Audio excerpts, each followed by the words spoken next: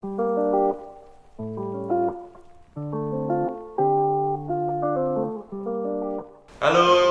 selamat datang kembali di podcast Hidayatuna yang judul acaranya Dialog Hidayatuna. Kali ini kita kedatangan tamu di sini sebagai seorang penulis. Nah, alangkah baiknya kita kenalan dulu sama narasumber kita kali ini. Nah, monggo saya persilakan untuk nama, terus kegiatannya apa, seperti apa gitu. Ya, Assalamualaikum warahmatullahi wabarakatuh. Nama saya Hilful Fidul, nama lengkapnya. Saya asli dari NTB, Bima. Sehari-hari kegiatan saya nulis di beberapa platform media lah.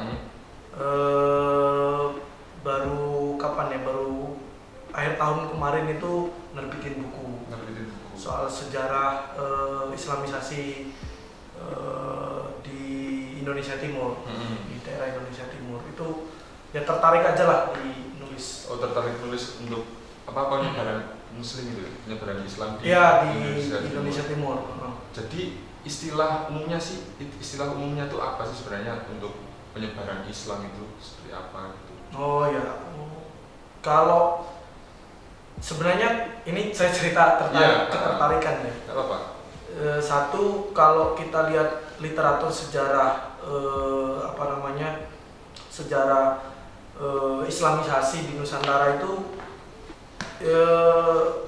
sangat jarang orang nulis soal gimana kalau Islamisasinya di daerah, kita sebut daerahnya Jawa, tapi gimana Islamisasinya di daerah Timur itu bagaimana itu karena rata-rata kan kita tahu sejarah kita itu kan ditulis seakan-akan narasinya satu. Iya. Kalau Islam Nusantara itu kan ya dari Jawa, kita juga kena dong, iya. gitu loh maksudnya.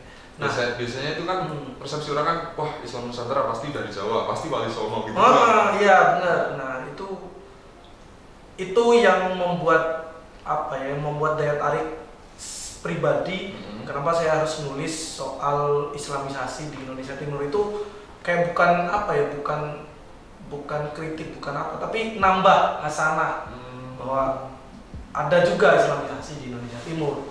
Nah, ini buku ini menggambarkan sekilas soal Islamisasi di Indonesia Timur, soal peta dan jejak. Nah, lantas secara garis besar itu proses Islamisasinya seperti apa ya di Indonesia Timur itu? Oh ya, sebenarnya itu tuh asumsi buku ini nih berawal dari kira-kira Wali Songo yang sering dibicarakan dalam literatur Islam Nusantara yang masih teritorinya masih Jawa lah. Yeah. Itu Wali Songo ada nggak sih di Indonesia Timur, itu ada nggak sih, dikenal nggak? Ada pengaruhnya tidak? Ada pengaruh nggak? Yeah. Ada pengaruhnya nggak? Ada pengaruh apa tidak? Nah, di sini nih saya nemukan sebenarnya itu tuh Wali Songo yang kita sebut itu masih ada pengaruhnya.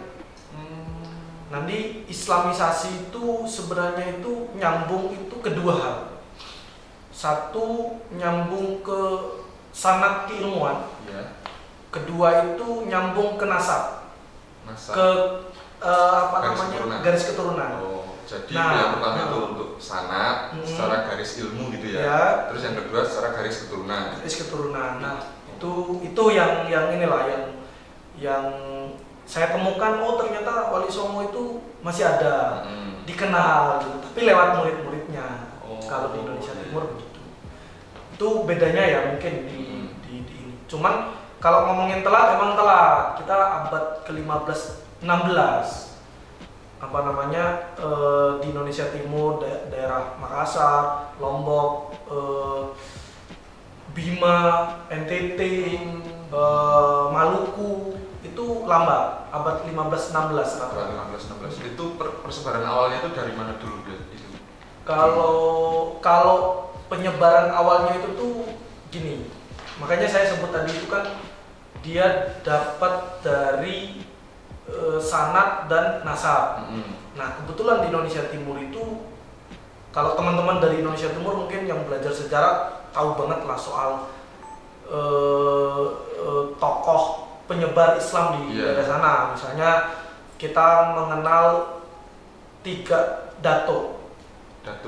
Kalau bahasanya aku nggak tahu ya logat Makassar gimana. Tapi orang kenalnya dato telu. Maksudnya 3 dato. Oh, 3 dato. Telu. Itu bahasa mana? Bahasa daerah Makassar. Bahasa daerah Makassar. Berarti 3 dato gitu. 3 dato. Nah, 3 dato itulah yang punya jasa menyebarkan Islam di Indonesia Timur. Berarti dari penyebarannya itu dari situ dulu. Penyebaran 3 dato itu, terus kemudian menyebar ke timur lagi. Ya, nah, dato itu gini. Dato itu muridnya Sunan Giri. Oh, muridnya Sunan Giri. Muridnya Sunan Giri. Jadi abad ke-15 ke-16 menyebarkan Islam di daerah timur. Oh, berarti istilahnya dari garis itu ya, garis keilmuan gitu ya. Dari garis keilmuan. Dari garis murid Sunan Giri, terus sampai ke Dato 3 itu. Terus setelah itu menyebar ke lebih ke timur lagi. Iya, lebih ke timur lagi gitu. Itu makanya di buku ini nih mau memberi data lah, karena basisnya beberapa naskah naskah manuskrip ya, karena sejarah. Kita nggak bisa main-main. Takutnya kan, ini merubah sejarah. Gitu. Takutnya gitulah ya. Itu apa namanya, yang terjadi itu bahwa Wali Songo yang kita kenal itu dia menyebarkan Islam sampai ke daerah timur itu bukan saja melalui sana, tapi bukan saja melalui NASA, tapi juga sana. Ilmuwan lewat 3 dato itu. Kalau di Lombok mungkin Sunan Apen, itu garis keturunan. Terus semakin kesini ya, saya sebagai katakanlah masih muda. Semakin kesini kan anak-anak sekarang kan kayaknya semakin jenuh gitu loh ketika belajar sejarah, padahal kan banyak sekali fakta sejarah yang belum terungkap, seperti ya dalam buku ini bahwasanya ternyata ada ceritanya untuk penyebaran Islam di wilayah Indonesia Timur gitu kan. Tapi kan kita kebanyakan masih belum tahu. Nah, supaya kita istilahnya agar nggak jenuh dalam mempelajari sejarah itu seperti apa ya bagusnya? Kalau soal, saya juga sebenarnya masih muda. Saya kan yang jelas di bawah 30 ya. Masih muda. Siap. Masih muda, jadi ketertarikan saya sendiri terhadap, saya itu sebenarnya background akademiknya di luar dari sejarah. Saya bukan orang yang sering mengingat masa lalu, background akademik. Saya ingat masa lalu. Tapi gini, saya sering bercandaan, maksudnya masa depan itu kan kita bisa menata masa depan itu dengan melihat masa lalu. Asik. Gitu kan. Jadi kalau pengen nata masa depan jangan lupakan masa lalu. Jadi itu saja yang mungkin membuat saya motivasi lah. Membuat saya motivasi saya dari Indonesia Timur, saya dari daerah Bima. Sejarah itu kan bagian dari identitas diri yang saya anggap. Kalau saya tidak paham sejarah saya sendiri misalnya, itu kan saya seakan-akan kayak tidak paham diri saya sendiri. Gitu loh, saya ini kok tiba-tiba masuk Islam yang saya anut hari ini nih, Islam yang dibawa oleh siapa, kapan, dinamikanya bagaimana, kayak gitu-gitulah mungkin yang akhirnya buat saya tertarik dengan nulis sejarah lah. Jadi kalau bisa saya ambil kesimpulan, kenapa kita harus belajar sejarah agar kita lebih mengenal diri kita sendiri? Iya, itu yang saya rasakan, saya rasakan. Soalnya tokoh pendiri bangsa kita kan juga sering ngingatin dalam beberapa pidatonya yang terkenal itu, ya jangan pernah sekali-sekali melupakan sejarah, gitu ya. Benar.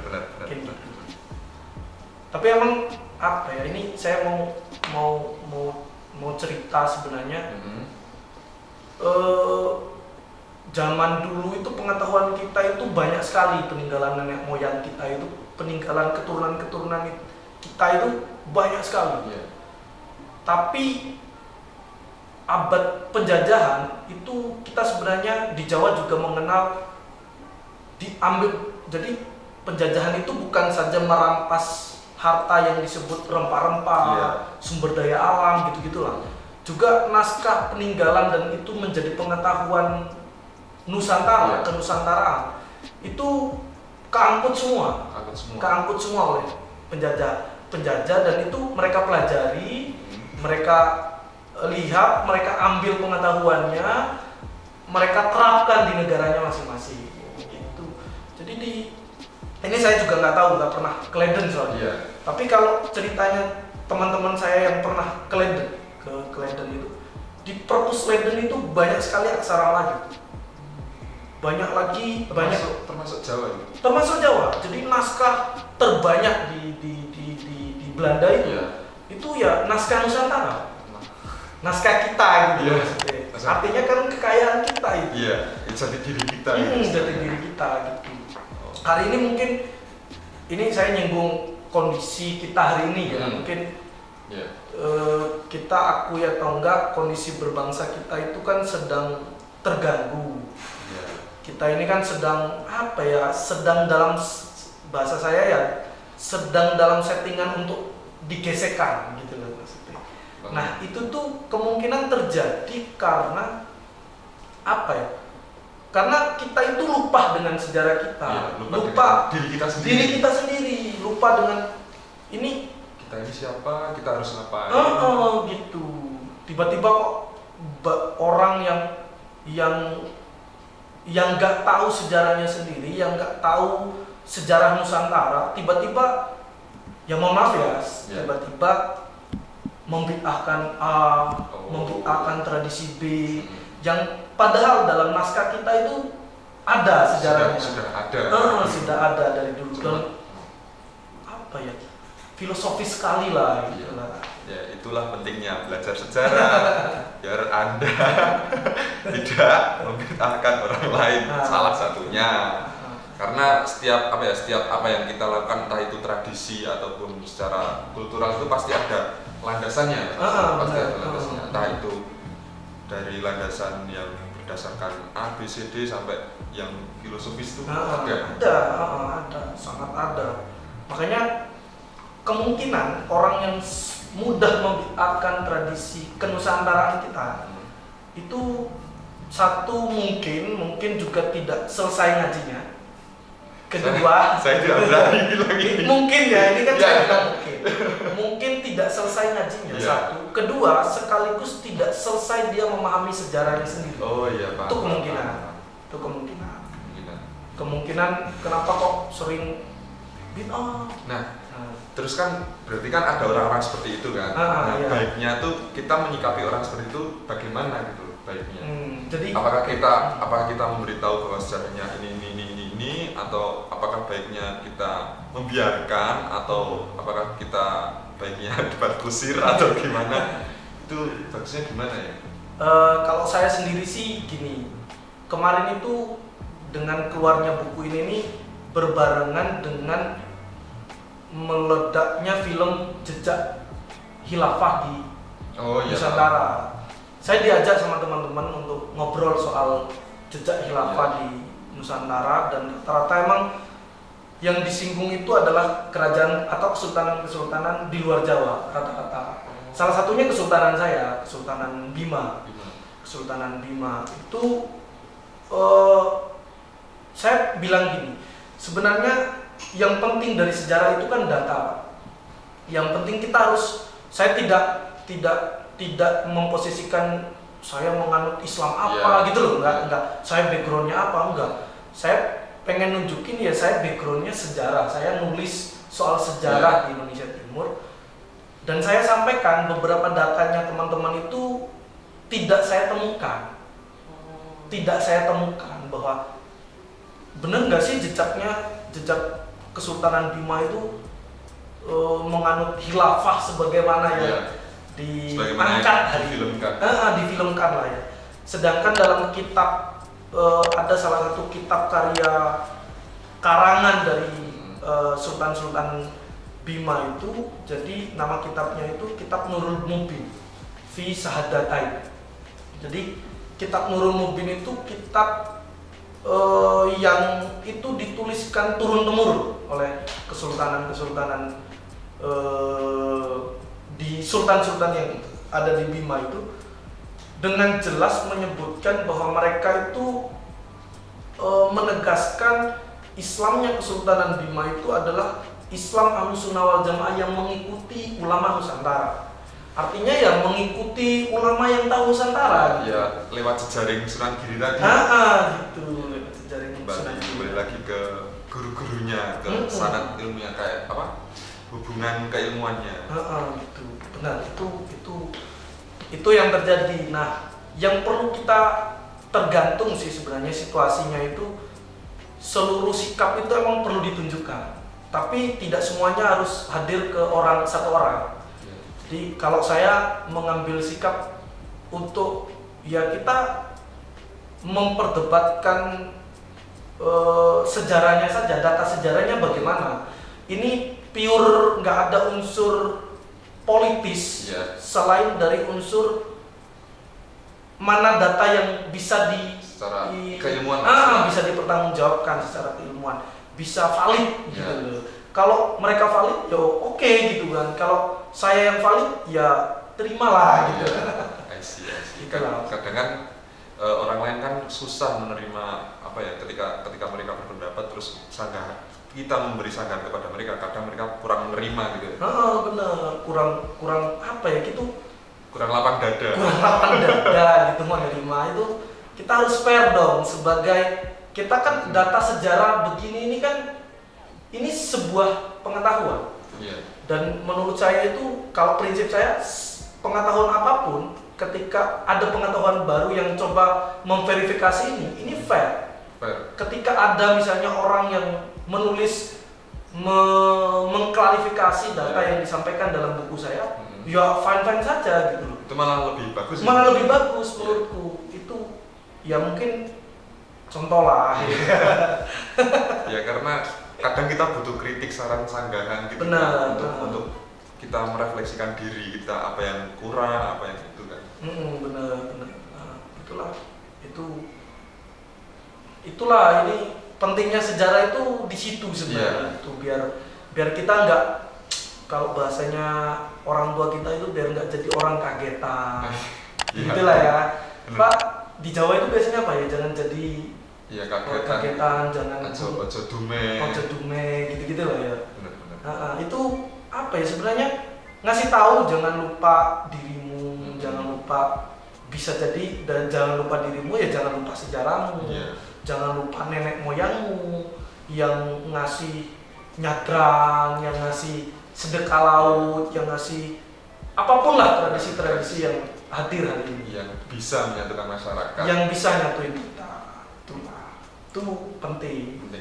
Nah, terkait kritik, saran, sanggahan, ada nggak dari masnya untuk anak-anak generasi yang akan datang ini saran untuk ya supaya agar lebih mengenal dirinya sendiri? Kan umur saya ke bawah itu kan lagi pencarian jati diri. Misalnya aku mau nyari passion, aku passionnya jadi YouTuber dan lain-lain kan.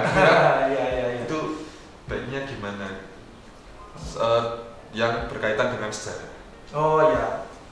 Jadi kalau saya sendiri ya, setahu saya itu dari dulu itu pengetahuan yang seakan-akan wajib untuk dimiliki oleh profesi apapun. Itu menurut saya itu emang sejarah. Dia seperti menunjukkan apapun yang hadir di depan mata kita, apapun yang kita lakukan selama ini tidak lepas dari sejarah. Bahwa ada pengetahuan, ada tradisi yang itu turun-temurun diteruskan. Dan itu ada landasan jelas yang tidak sama sekali tidak, menurut saya itu ya tidak, kalau ngomongin agama ya tidak melanggar syariat. Itu apa masalahnya gitu. Nah, itu penting, mau jadi YouTuber, mau jadi apapun, saya kira itu penting untuk mengenal bangsa kita sendiri sebagai apa ya, YouTuber Indonesia gitu loh. Jadi dia menunjukkan Indonesia itu ini loh gitu loh. Kayak gitu. Jadi kalau mau jadi apapun loh, konten kreator atau apa gitu, YouTuber, apa jadi penulis gitu lah. Jadi sejarah itu apa ya, jadi pengetahuan yang kiranya berhubungan dengan semua ilmu pengetahuan, dan kayak pengetahuan dasar yang wajib dimiliki oleh siapapun sih menurutku. Dan terserah lah nanti mau ngambil profesi apa, terserah, nggak jadi masalah gitu. Bahkan kamera ini ada sejarahnya. Kamera ini ada sejarahnya. Kamu sejarahnya gimana? Iya gitu. Setiap bangunan ada sejarah gitu. Ini bukunya judulnya Jaringan Ulama dan Islamisasi Indonesia Timur, Peta dan Jejak Islam di Nusantara. Bisa didapatkan di mana ini? Ini banyak sih di toko-toko online, toko-toko online. Tapi kalau sekarang tuh banyak loh toko online yang bukunya itu. Oh, ini kalau mau pasti asli sih di penerbitnya langsung. Di apa namanya, di websitenya Diva itu ada. Itu ada bisa pesen langsung lah. Kemungkinan kalau memang kalau dapat di tempat lain emang kadang repro gitu. Iya. Tapi cetakan ulang gitu. Cetakan ulang gitu. Jadi emang kalau saran saya sih ya di penerbit dan toko-toko yang kita sudah pastikan dia menjual yang asli. Itu saja sih. Jangan nyari PDF. Jangan nyari PDF.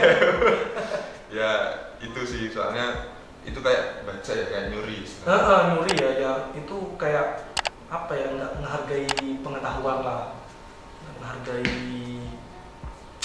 nggak menghargai penerbit, nggak menghargai penulis. Kalau teman-teman menghargai pengetahuan ya hargailah setiap kerja-kerja pengetahuan. Ya salah satunya yang nerbitin buku, yang ngedit, yang layout, gitu-gitulah ya. Ya kurang lebih kayak di industri kreatif. Naikkan gaji editor. Wah, ini suara rakyat ini. Aspirasi. Ya, kita beraspirasi di video ini. Terima kasih. Nah, bisa didapatkan di toko-toko yang sekiranya sudah besar namanya istilahnya. Sudah besar namanya lah. Kelihatan nggak? Oke. Nah, promo juga ya? Iyalah. Disediakan promo juga ya, makasih ya. Ada feedback, masa ada feedback kan nggak? Kita dapat ilmu ya kan? Nah mungkin itu saja ya, saya.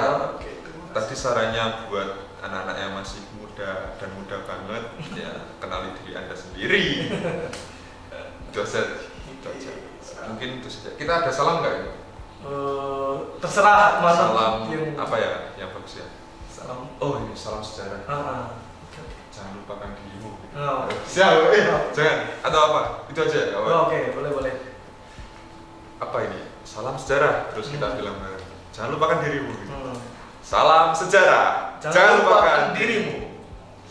Terima kasih. Tunggu episode selanjutnya, video selanjutnya di Dialog Hidayah Tuna. Bye.